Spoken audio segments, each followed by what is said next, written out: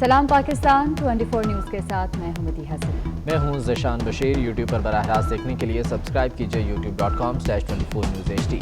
Head lines آپ جان چکے، خبروں کی تفصیلات کی جانب بڑھتے ہیں۔ پنجاب کے اسپتال کرونا کی دوسری لہر سے نمٹنے کے لیے کتنے مستعد ہیں، اس کی کلئی کھلنے لگی ہے۔ راولپنڈی انسٹیٹیوٹ آف یورولوجی اور سرگودا DHQ ہسپتال میں آکسیجن کی قلت سے 6 کرونا مریض دم توڑ گئے۔ کراچی کے تمام اضلاع میں سمارٹ اور مائکرو لاک ڈاؤن نافذ کرنے کا فیصلہ کر لیا گیا ہے۔ شادی ہالز کو تقریبات کرنے کی مشروط اجازت دی گئی ہے۔ تفصیلات کے لیے محمد کامران کی رپورٹ دیکھتے ہیں۔ اور کرونا کی دوسری لہر میں پاکستانیوں کے لیے اچھی خبر آ گئی۔ چین کے اشتراک سے تیار کردہ کرونا ویکسین کے انسانی ٹرائل کامیاب ہونے لگے۔ پاکستانی ڈاکٹرز کا کہنا ہے کہ 2 سے 3 ماہ میں کرونا ویکسین کے حوالے سے نوید مل سکتی ہے۔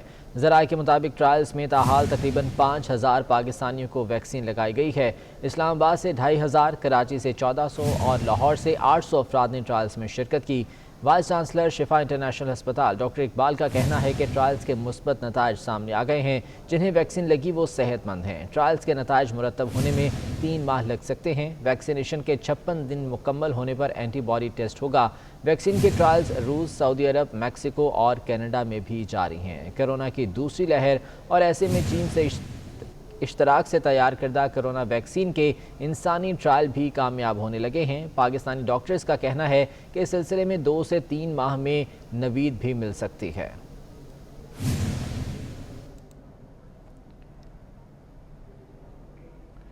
کرونا کی الگار کے ساتھ شہری دوہری مصیبت سے دوچار ہو گئے۔ میڈیسن مارکیٹ میں فلو کی ویکسین تاحال ناپید ہے۔ فلو سے بچاؤ کے لیے ویکسین درآمد ہی نہیں ہو سکی۔ تفصیلات جانیں گی زاہد چودھری سے۔ زاہد چودھری بتائیے گا۔ جی بالکل، رواں برس جو ہے وہ جو ہی سپٹمبر سے موسم میں تبدیلی آئی تو اس کے ساتھ ہی شہریوں کی جانب سے جو ہے وہ فلو سے بچاؤ کے لیے جو ویکسین ہر سال لگوائی جاتی تھی تاکہ وہ پریونٹ کر سکیں اپنے آپ کو H1N1 اور اس کی تمام سٹرین سے، وہ ویکسین بھی دستیاب نہیں ہے۔ پہلے جو ہے وہ یہ عندیہ دیا گیا تھا میڈیسن مارکیٹ میں جو امپورٹرز ہیں ان کی جانب سے کہ اکتوبر میں جو ہے وہ یہ ویکسین دستیاب ہوگی، لیکن تاحال یہ ویکسین جو ہے وہ مارکیٹ میں میسر نہیں ہے۔ اور ڈرگ ریگولیٹری اتھارٹی پاکستان جو ہے وہ ابھی تک اس ویکسین کی جو امپورٹ ہے اس کے لیے کوئی بندوبست نہیں کروا سکی امپورٹرز کے ذریعے تاکہ شہریوں کو فلو سے بچاؤ کے لیے جو ہے وہ ویکسین میسر ہو۔ ایک جانب کرونا کے حملے ہیں اور دوسری جانب جو نزلہ زکام سے جو بچاؤ کے لیے ویکسین استعمال کی جاتی تھی وہ بھی شہریوں کو زاہد چودھری بہت شکریہ اپڈیٹ کرنے کے لیے۔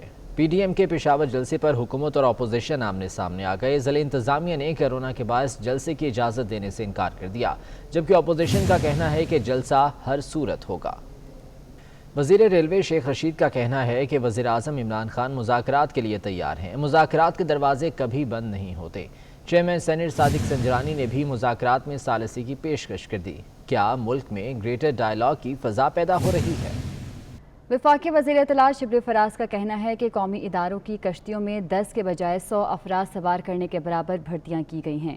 سخت اقدام سے حکومت کی مقبولیت میں کمی آ رہی ہے۔ مزید انہوں نے کیا کہا، آئیے آپ کو دکھاتے ہیں۔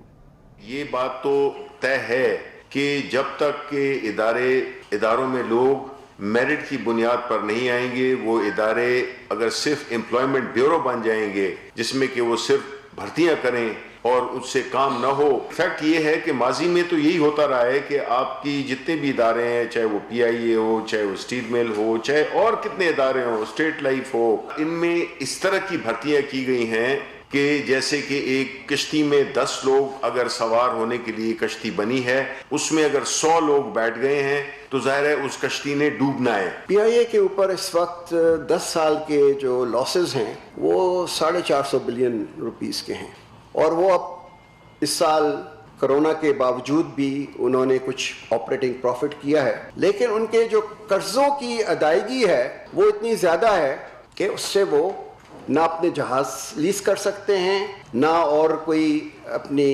ایکسپینشن کر سکتے ہیں۔ تو ایک فائنینشیل ریسٹرکچرنگ پلان بنا ہے جس میں PIA کو فلیٹ جو ہے وہ دیا جائے گا، اور لوگوں کی جو تعداد ہے وہ 14,000 سے کم کر کے 7,000 کر دی جائے گی۔ اقتصادی رابطہ کمیٹی نے کرونا ویکسین کی خریداری کے لیے $15 کروڑ کی گرانٹ کی منظوری دے دی۔ ویکسین پہلے مرحلے میں 1 کروڑ ہیلتھ ورکرز اور 65 سال سے زائد عمر کے افراد کو فراہم کی جائے گی۔ G20 ممالک سے قرضوں کو مؤخر کرانے کی مدت میں توسیع کی سمری بھی منظور کر لی گئی ہے۔ اسی بارے میں وقاص عظیم کی رپورٹ دیکھیے۔ مشیر خزانہ عبدالحفیظ شیخ کی زیر صدارت ECC کا اجلاس اسلام آباد میں ہوا۔ اجلاس میں کورونا ویکسین کی خریداری کے لیے $150 ملین کی گرانٹ کی منظوری دی گئی۔ کورونا ویکسین پہلے مرحلے میں 1 کروڑ ہیلتھ ورکرز اور 65 سال سے زائد عمر کے افراد کو فراہم کی جائے گی۔ ECC نے G20 ممالک کے قرض کو مؤخر کرنے کی مدت میں توسیع کی سمری منظور کر لی، جس کے مطابق جنوری 2021 سے جون 2021 تک قرضوں کو مؤخر کیا گیا ہے۔ تاہم معاہدے پر دستخط کے لیے حتمی منظوری وفاقی کابینہ دے گی۔ ECC نے پنجاب کو TCP کے ذریعے 3,40,000 میٹرک ٹن گندم کی فراہمی کی منظوری دے دی۔ اجلاس میں پاکستان سٹیل ملز ملازمین کی تنخواہوں کے 19 ارب 56 کروڑ روپے، وزارت تعلیم کے لیے 50 کروڑ روپے اور NITB کے لیے 68 کروڑ 33 لاکھ روپے کے بجٹ کی منظوری دے دی گئی۔ وقاص عظیم 24 نیوز اسلام آباد۔ فردوس عاشق اوان کا کہنا ہے کہ دریائے راوی کوڑے کا ڈھیر بن کر لاہور کے ماتھے پر بدنما دھبا بن گیا۔ پنجاب کے سابق حکمرانوں نے اپنے پسند کے منصوبوں پر کام کیا۔ وزیر اعلیٰ پنجاب عثمان بزدار نے لاہور کو خوبصورت بنانے کی ذمہ داری لی۔ لاہور میں میڈیا سے گفتگو کرتے ہوئے فردوس عاشق اوان نے کہا کہ ریور راوی اربن پروجیکٹ میں 28 ارب روپے کی سرمایہ کاری ہوگی۔ منصوبے سے 12 لاکھ افراد کو روزگار ملے گا۔ حکومت پنجاب نے وزیر اعلیٰ عثمان بزدار صاحب نے بیڑا اٹھایا ہے۔ یہاں جو چیلنجز ہیں وہ ٹریفک پولوشن کے، اسموگ کی شکل میں آپ کے سامنے ہیں۔ اس منصوبے سے جو اس کے حد و حال جو ہیں 28 ارب روپے کی محفوظ سرمایہ کاری ہونے جا رہی ہے۔ 12 لاکھ افراد کو اس منصوبے کے ذریعے روزگار ملے گا۔ 18 لاکھ رہائشی یونٹ جو ہیں اس منصوبے میں بنائے جا رہے ہیں۔ 13 خصوصی مراکز جن میں support city, knowledge city, health city, commercial city سمیت دیگر منصوبے اس پروجیکٹ کا حصہ ہیں۔ 60 لاکھ سے زائد پودے لگائے جا رہے ہیں اور 46 کلومیٹر لمبی جھیل جو ہے وہ اس منصوبے کا ایک سب سے مین پرائم فیکٹر ہے۔ کراچی میں سرکولر ریلوے کے نام پر چلائی جانے والی ٹرین مسافروں کے لیے کھول دی گئی۔ ٹرین پہلے ہی روز آدھا گھنٹہ تاخیر سے پپری سے سٹی اسٹیشن پہنچی۔ اسی بارے میں حبیب خان کی رپورٹ دیکھیے۔ کراچی 2 کروڑ سے زائد افراد کا شہر، جہاں کے مکینوں کو آج تک ٹرانسپورٹ کی بہتر سہولتیں نہیں مل سکیں۔ 90 کی دہائی میں بند ہونے والی سرکولر ریلوے کو عدالتی حکم پر چلانے کی کوشش کی گئی ہے، لیکن نہ روٹ مکمل ہے اور نہ ہی ریلوے اسٹیشن۔ ریلوے حکام نے لوکل ٹرین کو سرکولر ریلوے قرار دے کر گزشتہ روز اس کا افتتاح کیا اور اسے آج مسافروں کے لیے کھول دیا گیا، لیکن پہلی ہی ٹرین ادھورے روٹ پر بھی آدھا گھنٹہ تاخیر سے پپری سے سٹی اسٹیشن پہنچی۔ شہری ٹرین سروس شروع ہونے پر خوش تو ہیں، لیکن ان کا کہنا ہے کہ گاڑیاں بر وقت چلیں اور وقت پر ہی منزل پر پہنچائیں تو فائدہ ہوگا۔ بس میں ذرا سا پریشانی ہوتی ہے، ذرا سکون سے بیٹھ کے آئی ہوں۔ تقریباً 20 منٹ لیٹ ہوئی اور سگنل نہ ہونے کی وجہ سے ہوئی ہے، ویسے بہترین آئی ہے۔ ٹائمنگ کا ایک تو ایشو ہے، اس میں ٹائمنگ اس کی بہترین ہونی چاہیے تاکہ جو ہے نا لوگ جو جلدی آتے ہیں آفسوں کو آ جاتے۔ ٹرین کا آغاز سرکولر ریلوے کی بحالی کی طرف اہم قدم ہے، لیکن کراچی سرکولر ریلوے کی کامیابی اس وقت ممکن ہوگی جب یہ مین ٹریک سے ہٹ کر شہر کے دیگر اسٹیشنوں پر ہو کر آئے اور شہریوں کو بہتر سفری سہولیات فراہم کرے گی۔ کیمرامین سجاد رئیس کے ساتھ حبیب خان، 24 نیوز، کراچی۔ کمشنر کراچی نے شہر میں کچرا پھینکنے پر 2 ماہ کے لیے دفعہ 144 نافذ کر دی۔ مقررہ کچرا کنڈی اور GTS کے علاوہ کچرا پھینکنے پر سزا اور گرفتاری کا حکم دے دیا گیا۔ کراچی کے شہری ہوشیار ہو جائیں کیونکہ اب کچرا پھینکنے پر جیل جانا پڑ سکتا ہے۔ کمشنر کراچی نے شہر قائد سے کچرے کی صفائی کے لیے 2 ماہ تک دفعہ 144 نافذ کر دی۔ کمشنر کراچی کے جاری کردہ احکامات کے تحت کچرا کنڈی اور GTS کے علاوہ کچرا پھینکنے کو ممنوع قرار دیا گیا ہے، لیکن عوام کا کہنا ہے کہ کتنے ہی سخت قوانین کیوں نہ ہوں، لوگ ان پر عمل نہیں کرتے۔ ڈسٹ بن رکھے ہیں لیکن پھر بھی وہ ڈسٹ بن شارٹ کر دیے گئے، پھینک دیے، لوگ خود ہی آتے ہیں پھینک جاتے ہیں، گاڑی آتے ہیں بھرتی ہے پھینک دیتی ہے۔ پورا علاقہ ورلڈ گاڑیوں میں بھر کے یہاں پھینکتے ہیں۔ یہ تو ابھی آپ کو کم نظر آ رہا ہے جو اٹھا لیا ہے، نہیں تو بہت، میں کہہ رہا ہوں کہ آپ گاڑی یہاں سے نہیں جا سکتے، نہ آپ کھڑی ہو سکتی ہیں۔ کمشنر کراچی کے حکم نامے کے مطابق دفعہ 144 کے تحت کراچی میں کسی بھی شاہراہ یا گلی میں کچرا پھینکنا جرم ہوگا اور کچرا پھینکنے والوں کو سزا اور گرفتاری کا سامنا کرنا پڑ سکتا ہے۔ अपडेट करेंगे आपको। वफाकी हुकूमत ने ग्रेड 17 के 113 अफसरान को ग्रेड 18 में तरक्की दे दी है। तरक्की पाने वालों में पुलिस सर्विस के 34 ASPs, पाकिस्तान एडमिनिस्ट्रेटिव सर्विस के 32 और ऑफिस मैनेजमेंट ग्रुप के 47 अफसर शामिल हैं। एस्टैब्लिशमेंट डिवीज़न ने इस हवाले से नोटिफिकेशन भी जारी कर दिया है। इन अफसरान में कौन कौन शामिल है, बाबर शहजाद से जान लेते हैं। बाबर, बताइएगा। देखिए, वफाकी हुकूमत ने ग्रेड 17 के 113 अफसरान को ग्रेड 18 में तरक्की दे दी है। तरक्की की मंजूरी डिपार्टमेंटल प्रमोशन कमेटी ने दी थी। तरक्की पाने वालों में पुलिस सर्विस ऑफ पाकिस्तान के 34 ASPs, पाकिस्तान एडमिनिस्ट्रेटिव सर्विस के 32 अफसरान और ऑफिस मैनेजमेंट ग्रुप के 47 अफसरान शामिल हैं। Police service of Pakistan grade 17 के पंजाब हुकूमत में तैनात ASP जोहेब नसरुल्लाह रांझा को ग्रेड 18 में तरक्की देकर पंजाब हुकूमत में ही खदमात जारी रखने की हिदायत की गई है और गिलगित बल्तिस्तान में तैनात ASP हमजा हमायूं को ग्रेड 18 में तरक्की देकर खदमात इस्लामाबाद पुलिस के सुपुर्द कर दी गई हैं, जबकि इस्लामाबाद पुलिस में तैनात ASP अब्दुल वहाब को ग्रेड 18 में तरक्की देकर इस्लामाबाद पुलिस में ही खदमात जारी रखने की हिदायत की गई है। इसके अलावा इस्लामाबाद पुलिस में तैनात ASP हमजा अमानुल्लाह और ASP मोहम्मद उस्मान टीपू को भी ग्रेड 18 में तरक्की देकर इस्लामाबाद पुलिस में ही खदमात जारी रखने की हिदायत की गई है, जबकि पाकिस्तान एडमिनिस्ट्रेटिव सर्विस ग्रेड 17 की इस्लामाबाद जिले इंतजामिया में तैनात असदुल्ला को ग्रेड 18 में तरक्की देकर उनकी खदमात पंजाब हुकूमत के सुपुर्द कर दी गई हैं। जी ठीक है बाबर शहजाद, बहुत शुक्रिया। चीन ने इंसदाद दहशतगर्दी के लिए पाकिस्तान की जदोजहद को एक बार फिर सराहा है। चीनी दफ्तर ख़ारजा के तर्जुमान ली जियानजाओ ने पाकिस्तान की कोशिशों को खराज तहसीन पेश किया और अपने बयान में कहा कि दहशतगर्दों की कमर तोड़ने के लिए चीन पाकिस्तान के साथ है। उन्होंने कहा कि CPEC को नाकाम बनाने की कोशिशें करने वालों को मायूसी होगी। DGISPR CPEC को नाकाम करने की भारतीय कोशिशों के सबूत भी दे चुके हैं। पाकिस्तानी डोजियर में CPEC के खिलाफ भारतीय साजिशों और रियासती दहशतगर्दी के तमाम सबूत मौजूद हैं। चीनी दफ्तर ख़ारजा के तर्जुमान ली जियानजाओ ने पाकिस्तान की दहशतगर्दी के खिलाफ काविशों को सराहा है। दौरे न्यूजीलैंड के लिए ऐलान करदा कौमी स्क्वाड की होटल आमद शुरू हो गई। सरफराज अहमद, शादाब खान, फ़खर जमान, हैदर अली और सुहेल खान लाहौर पहुंच गए। फवाद आलम, ज़ीशान मलिक, फ़हीम अशरफ और रुहेल नज़ीर भी लाहौर आ चुके हैं। लाहौर से ताल्लुक़ रखने वाले खिलाड़ी और सपोर्ट स्टाफ आज सुबह होटल में रिपोर्ट करेगा। आज ही खिलाड़ियों के कोरोना टेस्ट होंगे और टीम 23 नवंबर को न्यूजीलैंड के लिए रवाना होगी। कौमी स्क्वाड जिसका ऐलान किया गया था लाहौर के होटल पहुंच गए हैं। लाहौर पहुंचने वाले खिलाड़ियों में सरफराज अहमद, शादाब खान, फ़खर जमान, हैदर अली शामिल हैं। इसके अलावा फवाद आलम, ज़ीशान मलिक, फ़हीम अशरफ और रुहेल नज़ीर भी लाहौर पहुंच चुके हैं। PSP एग्जीक्यूटिव बोर्ड के रुकन अकील करीम ढेडी का कहना है कि नेशनल कोचिंग सेंटर की सूरत हाल देखकर मायूसी हुई। हुकूमत के साथ मिलकर काम करना आसान नहीं होता। पाकिस्तान में फंड्स की कमी है। अगर पाकिस्तान स्पोर्ट्स बोर्ड पर इन्हिसार किया तो कुछ नहीं कर सकेंगे। खेलों की बेहतरी के लिए प्राइवेट सेक्टर को लाना होगा। पाकिस्तान में फंड्स की कमी है। स्पोर्ट्स बोर्ड के पास भी कोई बहुत बड़ा फंड नहीं होता। वो वेट करेंगे तो ये काम डिले होगा। मैं कहता हूँ कि जिस मकसद के लिए मैंने ये ओहदा लिया या जो मेंबरशिप मुझे मिली है या जो मैंने, तो मेरा मकसद पूरे का पूरा बैठ जाएगा। मैं उस पर डिपेंड नहीं करूँगा। प्राइवेट पार्टनरशिप कोई भी नहीं है। सिर्फ और सिर्फ बिजनेस कम्युनिटी को उस हद तक के हर स्पोर्ट्स के पीछे एक ना एक फ्लाइट हम देंगे, स्लॉट दे देंगे कि भाई ये बैडमिंटन टूर्नामेंट है, ये आपकी रिस्पॉन्सिबिलिटी है। साल में 365 दिन आप इसको स्पॉन्सर करना चाहे तो करें। वो साल का खर्चा उसको पॉकेट से देना होगा।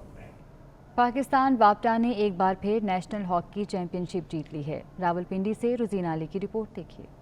रावलपिंडी में नेशनल हॉकी चैंपियनशिप 2020 का रंगारंग इनकाद हुआ। पाकिस्तान वापडा ने फाइनल में नेशनल बैंक को पेनल्टी स्ट्रोक्स पर हराकर चैंपियनशिप अपने नाम कर ली। दोनों टीमों ने फाइनल में शानदार खेल पेश किया। जीतने वाली टीम के खिलाड़ियों ने खुशी का इजहार करते हुए कहा कि मौजूदा हालात में मौके मिलना खुशाइंद है। बहुत खुशी हो रही है, फाइनल जीत गया। हॉकी के रिवाइवल में ये है कि फेडरेशन अच्छा काम कर रही है। इंशाल्लाह आगे जाके अच्छे रिजल्ट मिलेंगे। जितना डोमेस्टिक टूर्नामेंट ज़्यादा से ज़्यादा होंगे और लोग उसको देखेंगे, बच्चे देखेंगे, तो उनके अंदर एक वलवला बनेगा और वो खेलना चाहेंगे, तो इसका फ्यूचर बहुत ज़्यादा ब्राइट है। रुकन कौमी असम्बली आमिर कियानी ने कहा कि हॉकी का आबाद मैदान देखकर खुशी हुई। कोई ऐसी पाकिस्तान में अननोन चीज़ नहीं है। अनफॉर्चुनेटली ये नीचे गई है।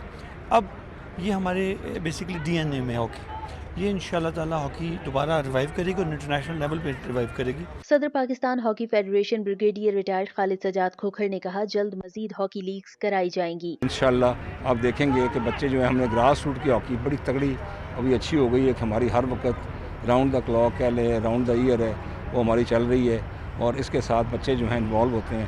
ہمیں جو مین پرابلم ہے وہ جو ہے انسینٹیوز کا، کہ بچوں کے لیے انسینٹیو ہر بندہ کمپیئر کرتا ہے کرکٹ کے ساتھ۔ ایونٹ کے اختتام پر فاتح ٹیم کے کھلاڑیوں میں انعامات تقسیم کیے گئے۔ کیمرامین نفیسہ رائن کے ساتھ روزینہ علی، 24 نیوز، راولپنڈی۔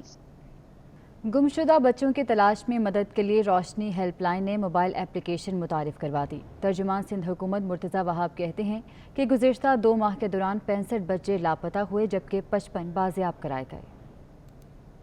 بچوں کے عالمی دن کے موقع پر کراچی میں تقریب کا انعقاد کیا گیا۔ ترجمان سندھ حکومت مرتضی وہاب نے گمشدہ بچوں کی تلاش میں مدد کے لیے موبائل اپلیکیشن بچہ فائنڈر کا افتتاح کیا۔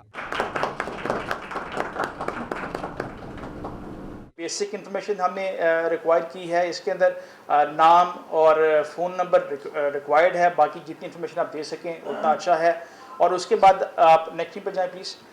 اس کے بعد آپ امیج اپلوڈ کریں گے اور آپ کو اس امیج کے حساب سے آپ کو SMS پہ بھی الرٹس آئیں گے اور ایپ کے اندر بھی الرٹ آئیں گے۔ تقریب سے خطاب میں ترجمان سندھ حکومت مرتضی وہاب کا کہنا تھا کہ بچے کی گمشدگی کی اطلاع فوری پولیس کو دی جائے۔ گزشتہ 2 ماہ کے دوران 65 بچے لاپتہ ہوئے جبکہ 55 بازیاب کروائے گئے۔ مجھے خوشی تب ہوگی جب معاشرے کی مدد سے ہم 55 بچوں کو ریکور نہیں کر پائیں گے۔ خوشی تب ہوگی جب ہمارا معاشرہ وہ ہوگا کہ کسی بچے کے ساتھ یہ واقعہ نہ ہو، ہمارے بچے صحیح معنوں میں تحفظ حاصل کر سکیں۔ محفوظ رہ سکیں۔ تقریب میں شہید زینب کے والد حاجی امین انصاری نے بھی شرکت کی۔ گجرانوالہ میں نون لیگ کے سابق میئر شیخ ثروت اکرام سمیت 10 افراد کے خلاف تھانہ اینٹی کرپشن میں غیر قانونی الاٹمنٹ کا مقدمہ درج کر لیا گیا۔ الاٹمنٹ یونین کونسل کے چیئرمین عاطف مسعود نے اپنی اہلیہ کے نام کرائی۔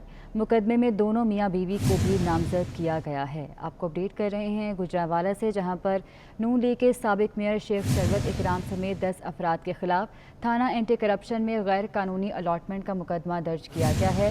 الاٹمنٹ یونین کونسل کے چیئرمین عاطف مسعود نے اپنی اہلیہ کے نام کرائی تھی۔ تفصیلات جانیں گے رانا زاہد سے۔ رانا اپڈیٹ کیجیے گا۔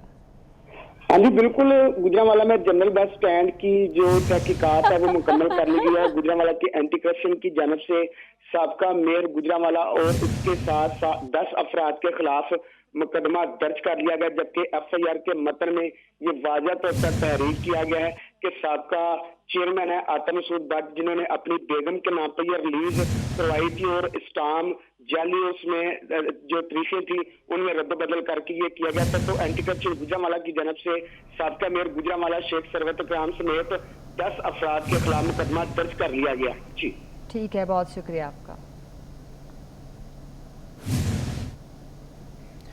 سرین ایئر لائنز نے کرایہ جہاز کا لیا مگر سفر بس میں کرا دیا۔ پشاور سے اسلام آباد جانے والی سرین ایئر لائنز کی پرواز منسوخ ہونے کے بعد 65 مسافروں کو لوکل بس میں روانہ کر دیا گیا۔ سرین ایئر لائنز نے کرایہ تو جہاز کا لیا مگر مسافروں کو سفر بس میں کرا دیا۔ پشاور سے اسلام آباد جانے والی سرین ایئر لائنز کی پرواز منسوخ ہو گئی، جس کے بعد 65 مسافروں کو لوکل بس میں روانہ کر دیا گیا، جس سے مسافروں کو شدید پریشانی کا سامنا بھی کرنا پڑا۔ یہ پشاور سے اسلام آباد کے لیے پرواز تھی جو کہ منسوخ ہوئی تھی اور 65 مسافر تھے جنہوں نے اسلام آباد کے لیے روانہ ہونا تھا۔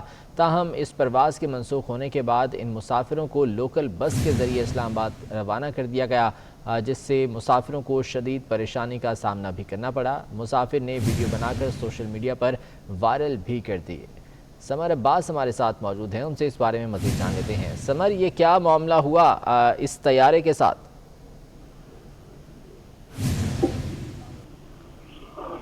سمر، آپ سن پا رہے ہیں تو بتائیے گا یہ کیا معاملہ تھا؟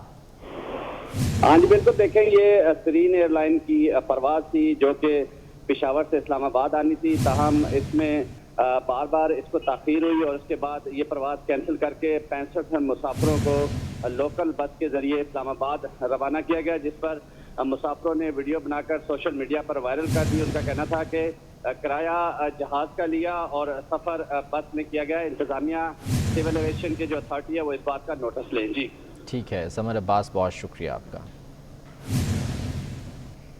مشینی اور کمپیوٹرائزڈ دور میں جہاں کتابت کے جدید طریقے موجود ہیں، وہیں ہاتھ سے قرآن پاک کی کتابت کرنا بھی ایک فن ہے۔ اس معدوم ہوتے فن کو فیصل آباد کے پیر امتیاز حیدر نے زندہ رکھا ہوا ہے، جنہوں نے ہاتھ سے دنیا کا طویل ترین قرآن کا نسخہ لکھ کر گورنر ہاؤس لاہور میں نمائش کے لیے پیش کر دیا۔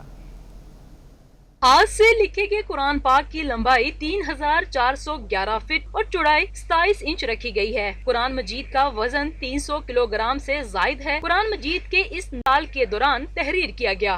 اس کی جو لمبائی ہے وہ 3411 فٹ ہے، چوڑائی اس کی 7 انچ ہے اور وزن اس کا 300 kg سے پلس ہے۔ 1 سال کا عرصہ لگا ہے۔ لکھنے کا مقصد پاکستان اسلام کی خدمت کرنا ہے اور امام حسین علیہ السلام آپ نے جب تلاوت فرمائی تھی قرآن پاک کی، ان کو خراج عقیدت پیش کرنا ہے۔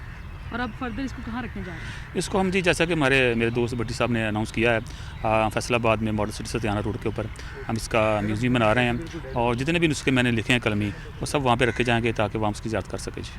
ہاتھ سے لکھے گئے قرآن پاک کے اس طویل نسخے کو گورنر ہاؤس میں نمائش کے لیے رکھا گیا۔ گورنر پنجاب چودھری سرور کا کہنا ہے کہ حکومتی سطح پر ایسے افراد کی حوصلہ افزائی کی جائے گی۔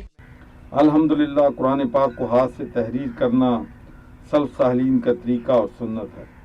مجھے اس بات پر فخر اور خوشی ہے کہ پیر امتیاز حیدر شاہ نورانی مجددی نے اس سنت پر عمل کیا اور طویل قرآن پاک تحریر کیا جو آپ کے سامنے ہے۔ یہ میں سمجھتا ہوں کہ یہ ملک اور اسلام کی بہت بڑی خدمت ہے۔ 3411 فٹ طویل قرآن پاک کو فیصل آباد کی بزنس کمیونٹی کی جانب سے ماڈل ہاؤسنگ سوسائٹی کے میوزیم میں رکھا جائے گا۔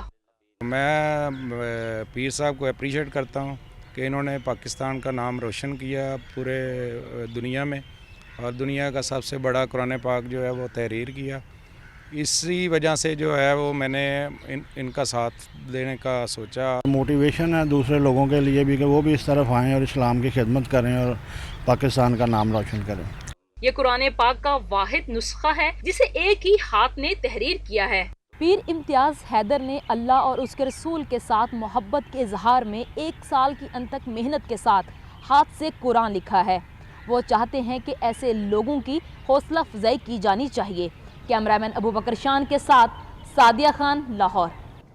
پاکستان سمیت دنیا بھر میں آج ٹیلی ویژن کا عالمی دن منایا جا رہا ہے۔ دن کا مقصد بین الاقوامی سطح پر ٹیلی ویژن کی اہمیت، بین الثقافتی فوائد اور عوام میں اس کے استعمال کا شعور اجاگر کرنا ہے۔ ذیشان بھٹی کی رپورٹ دیکھیے۔ ٹیلی ویژن نے معاشرے میں گھر کے ایک فرد کی حیثیت حاصل کر لی ہے۔ یہی وجہ ہے کہ اس کا عمل دخل ہر سطح پر ہونے والی فیصلہ سازی میں بہت بڑھ گیا ہے، جس کے اعتراف کے طور پر اقوام متحدہ کی جنرل اسمبلی نے 21 نومبر کو ٹیلی ویژن کے عالمی دن کے طور پر منانے کا اعلان کیا۔ سینئر تجزیہ کار پروفیسر طاہر ملک کہتے ہیں کہ گزشتہ دہائی میں ٹیلی ویژن نے شرح خواندگی بڑھانے اور لوگوں کو تفریح کے ساتھ ساتھ معلومات کی فراہمی میں اہم کردار ادا کیا۔ ہماری پچھلی صدی میں ٹی وی کا کردار ہے، وہ تفریح بھی ہے، وہ علمی بھی ہے اور وہ معلوماتی بھی ہے۔ ہمیں خبروں کا ذریعہ ٹی وی سے ملا۔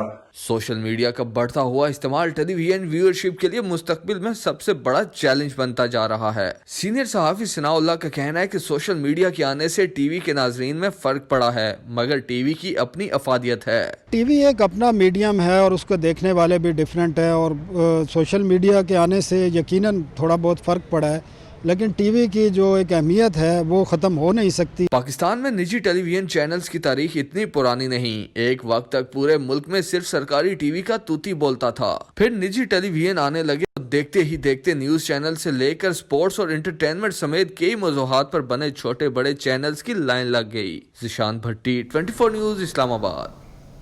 اور اس بلیٹن سے اتنا ہی۔ آپ دیکھتے رہیے 24 نیوز۔